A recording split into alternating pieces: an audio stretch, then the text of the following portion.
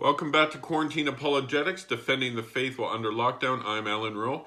I want to talk with you about the Crusades. We all know about the Crusades, or at least we've heard the word. Know the truth about them, that's something else. Now, the Crusades, okay, first of all, we got to talk about Islam. You have Islam. Muhammad dies in 632. The Muslim religion starts with the Arabs. Now, of course, they'll say it goes back to Adam, the first man, and all the prophets were Muslims, but no one outside of Muslim circles believes that. No historians believe that. So, you have Islam starts with the Arabs. In 632, Muhammad dies. Then the Muslims go on this huge offensive, both east and west. They conquer all the way to Spain, all the way to China on the other side. That's in about 100 years. And they're stopped at Tours in France in 732, and they're driven out of force back down into Spain. And that's where they stayed until the Christians slowly won back the land over time. Oh, okay. Now, as bad as this seems, things stabilized at this point. The Arabs, probably 200 years after Muhammad, had lost the will to jihad. The odd time there'd be any jihad is against the local Christians in the against the local Christians in wherever, in Egypt, in Algeria, in the Holy Land, in Syria. It'd be just local persecutions.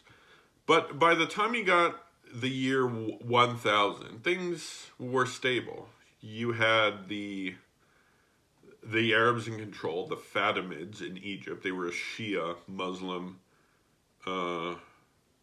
group, and they were Arab as well. They were controlling the Holy Land. And it was relatively peaceful. There were, again, wacko times. In 1009, you had they destroyed the Church of the Holy Sepulchre, and the one that you have today is essentially rebuilt by the Crusaders. So you have now in 1071 in eastern Turkey, the Turks beat the Byzantines in the Battle of Manzikert, and they huge expansion into Anatolia and down into the Middle East. And by the 1090s, they're not too far away from Constantinople. They've captured most of Anatolia, and they've also captured huge chunks of the Middle East. They've taken away a lot of that land from the Fatimids, and they've taken it away, and they start persecuting the Christians horrifically. And this was what causes the First Crusade, in addition to the harassment of the Byzantine Empire.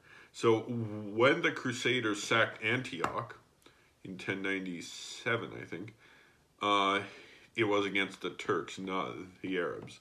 By the time they got to Jerusalem in 1099, the Arabs had taken Jerusalem back from the Turks. So they got it from the Arabs. So, and then you have the Crusader kingdoms. The last Crusader kingdom falls in 1291. Now you have at this point, from the 1300s on, like I said, the Arabs are no longer a threat. They're getting pushed out of Spain. They control a tiny little sliver, the Sultanate of Granada at this point.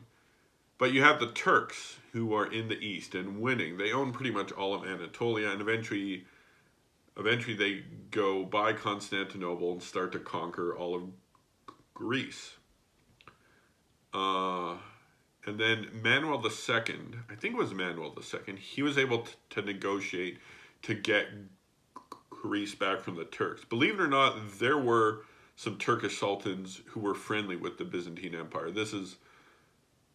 I know this is weird because then in 1453, Sultan Mehmet II, also known as Fatih, one of the most evil men who ever lived, captures the city of Constantinople, and he turns that into the capital of the new Ottoman Empire. He actually claimed to be the Emperor of Rome, and I believe that was a title of the Sultan until the end of the Ottoman Empire.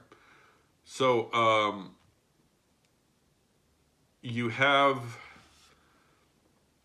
and at this point, as soon as Constantinople has fallen, Eastern Europe's getting hammered by the Turks. They eventually conquer most of the Balkans, and that would not be taken back till the late 1600s. But in 1571, there was something called the Battle of Lepanto. There was a holy league led by the bastard son of Charles V, Don Juan of Austria, and I recommend you read the poem Lepanto by G.K. Chesterton. Amazing poem, tells a story.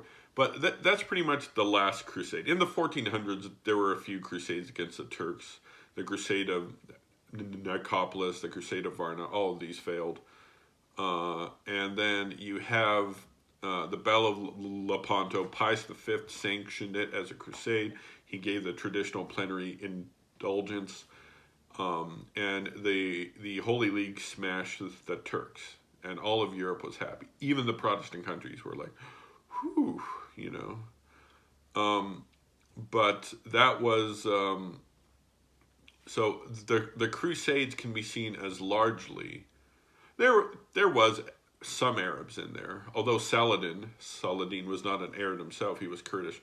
He had control of the Ayyubids, which consisted of a lot of Arab people. But he was...